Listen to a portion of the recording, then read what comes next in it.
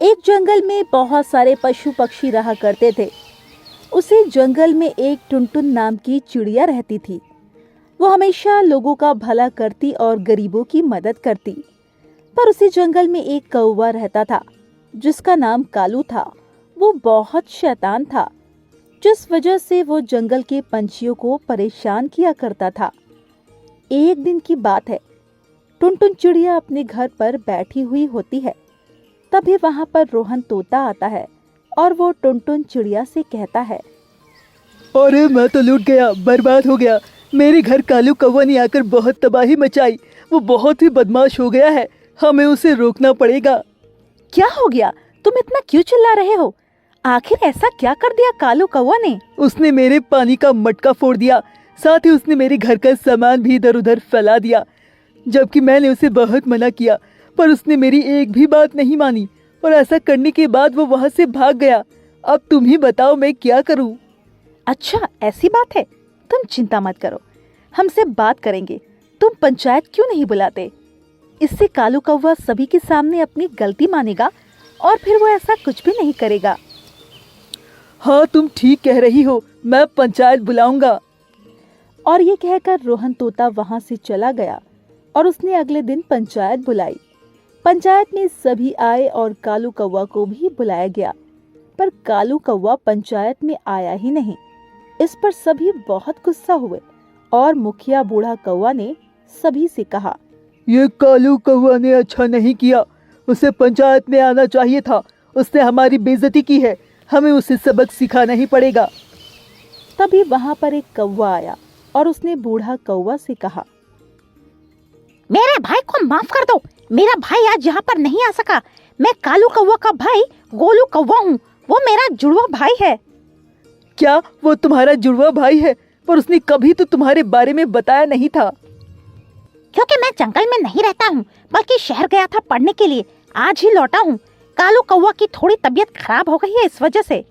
ठीक है, पर तुम अपने भाई को समझा देना कि वो जंगल में कम शैतानियाँ किया करे, क्योंकि इससे पंछी काफी ज्यादा परेशान होते हैं। ठीक है, आप चिंता मत कीजिए, मैं आगे से इस बात का ध्यान रखूंगा। और ये कहकर गोलू कौवा वहां से चला गया। पर टुनटुन चिड़िया को दाल में कुछ काला लगा। इसके बाद वो सभी अपने घर पर आ गए। धीरे धीरे समय बीता और एक दिन टुनटुन चिड़िया ने सभी को अपने घर पर बुलाया और उसने कालू कौवा से कहा, तुम अपने भाई को जरूर लेकर आना, क्योंकि मैं देखना चाहती हूँ तुम दोनों एक साथ कैसे लगते हो। इसके बाद वो घर पर आ गया, पर वही कालू कौवा बहुत परेशान हुआ, क्योंकि उसका कोई जुड़वा भाई था ही नहीं। उस दिन तो उसने अपने बचाव के लिए ऐसा कुछ किया था। शाम के समय जब सभी लोग टुनटुन चिड़िया के घर पहुंचे और जब गोलू कौवा वहां पर नहीं आया, तो टुनटुन चिड़िया ने कालू कौवा से कहा, अरे भाई, मैंने आपसे कहा था कि आप अपने भाई को लेकर आना, पर आप तो अपने भाई को लेकर आए ही नहीं। अरे टुनटुन चिड़िया वो शहर से आया तो था, शहर ही चला गया क्योंकि उसकी छुट्टियां खत्म हो गई थी। अच्छा, ऐसी बात है।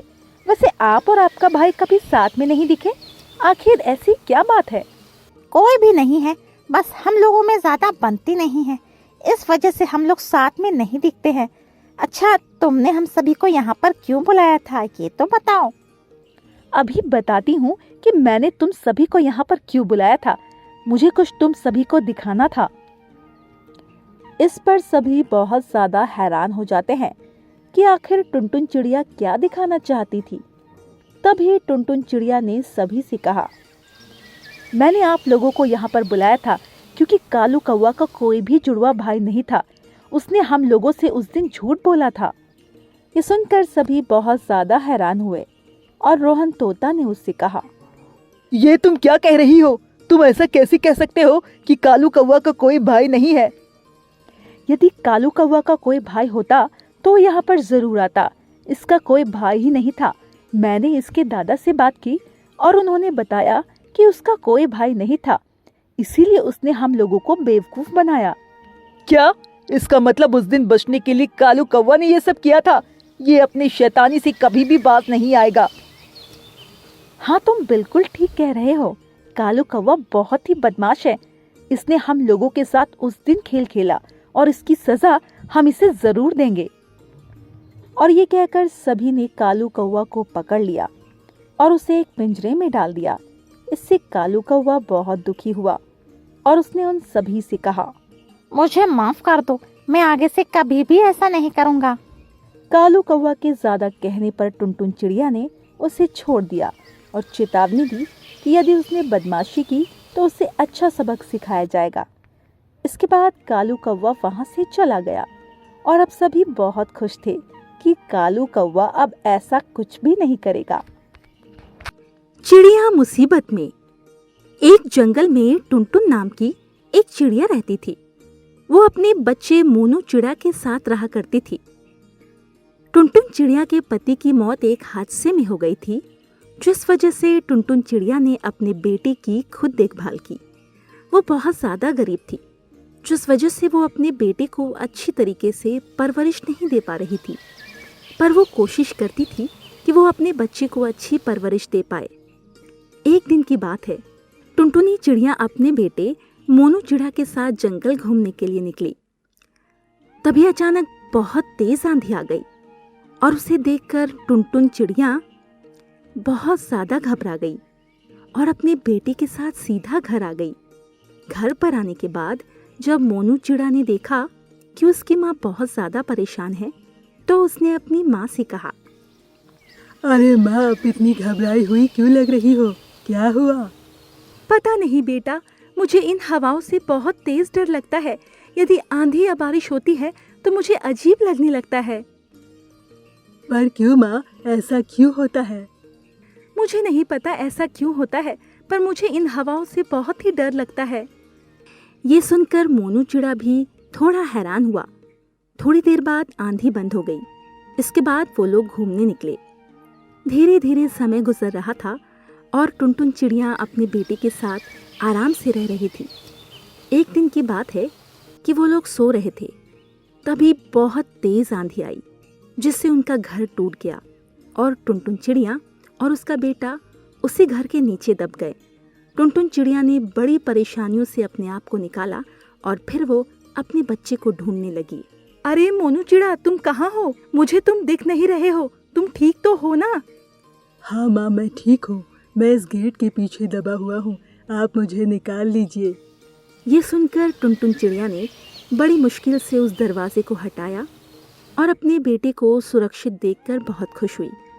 पर अब उनके सिर से छत छिन गई थी, क्योंकि आंधी ने उनके घर को तोड़ दिया था।